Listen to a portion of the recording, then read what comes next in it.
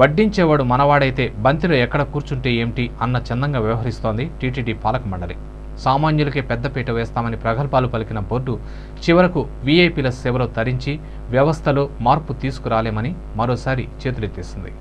కలియుగ ప్రత్యక్ష దైవంగా విరాజిల్లుతున్న అఖిలాండ కోటి బ్రహ్మాండ నాయకుడు శ్రీ వెంకటేశ్వర స్వామి వారిని ప్రతినిత్యం వేల సంఖ్యలో భక్తులు దర్శించుకుంటారు.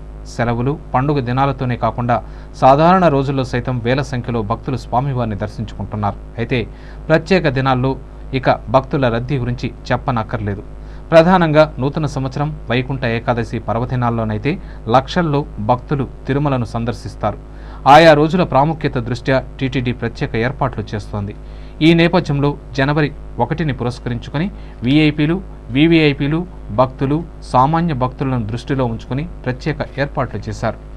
సాధారణ భక్తులకే పెద్దపీట వేయాలనే సంకల్పంతో వీఐపీ, వీవీఐపీలకు టీటీడీ బోర్డు వారు ముందస్తుగా విజ్ఞప్తి చేశారు.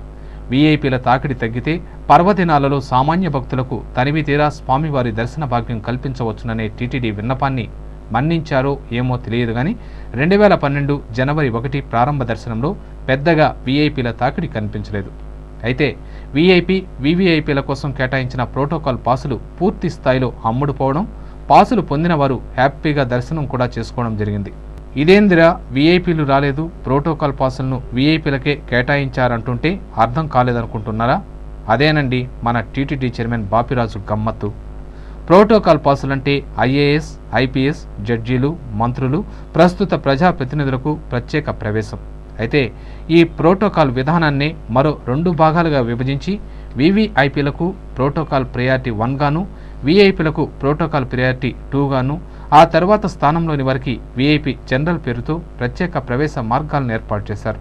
తద్వారా వీఐపీలకు, సామాన్య భక్తులకు ఒరిగిందేదో తెలియదు కానీ పాలక మండలి సభ్యుల అనుయాయులు, వారి బంధువులకు మాత్రం ఎంతో వెసులుబాటు కల్పించింది.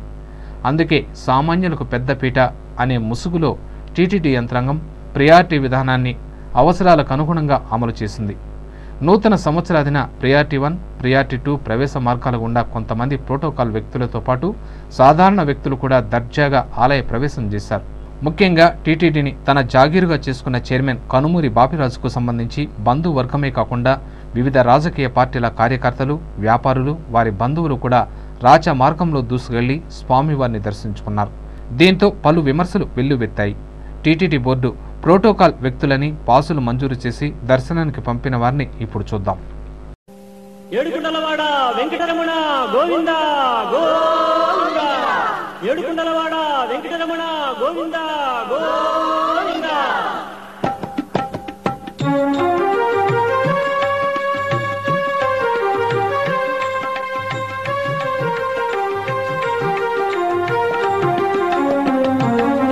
శ్రీనివాస గోవిందా, శ్రీ వెంకటేశ గోవిందా.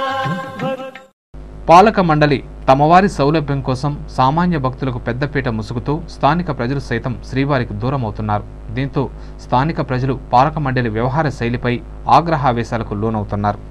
జనవరి 1న జరిగిన ప్రోటోకాల్ పాసుల నిర్వహణ అమలుపై సాక్షాత్తు ఎంపీ రాయపాటి సాంబశివరావు శ్రీవారి సన్నిధిలోనే తన అసహనాన్ని వ్యక్తం చేశారు. శ్రీవారి దర్శనం అంటే ఖరీదైందని, సామాన్య భక్తులకు పెద్దపీట అంటూనే ప్రోటోకాల్ వ్యక్తులను నిర్లక్ష్యం చేయడం బాధాకరమన్నారు. భక్తులందరూ కూడా, సామాన్య భక్తులందరూ కూడా అవకాశం కల్పించారు. మహాలఘు దర్శనం ప్రోటోకాల్ పాస్ ఇచ్చారు కొంతమందికి, మామూలు పాస్ ఇచ్చారు. వాళ్ళకి కనీసం వాళ్ళ మహాలఘు దర్శనం కాకుండా దర్శనం చేయలేకపోయారు. ఇదిలా ఉండగా చైర్మన్ బాపిరాజు మాత్రం తన రూటే సపరేట్ అంటూ ఆరోపణలను కొట్టిపడేయడం గమనార్హం.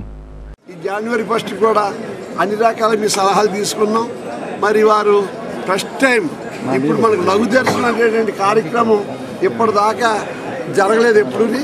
అయితే లఘు దర్శనం పెట్టి ఇన్కన్వీనియంట్గా లేకుండా వీఐపీలనేది సామాన్య భక్తులకి అని వ్యత్యాసాన్ని పోగొట్టడానికి స్టార్టింగ్ నుంచి ప్రయత్నం చేస్తున్నాం.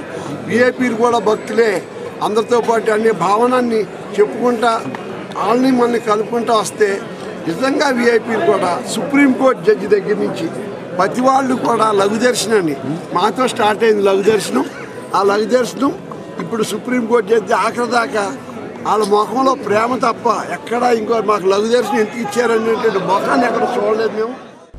బాధ్యతలు స్వీకరించిన తర్వాత మొదటి సంవత్సరాదిని భక్తులు స్థానిక ప్రజాగ్రహానికి గురైన టీటీడీ చైర్మన్ ఇకనైనా తన వైఖరిని మార్చుకోకపోతే మునుముందు తీవ్ర పరిణామాలు ఎదుర్కోవాల్సిన ప్రమాదం ఉంది.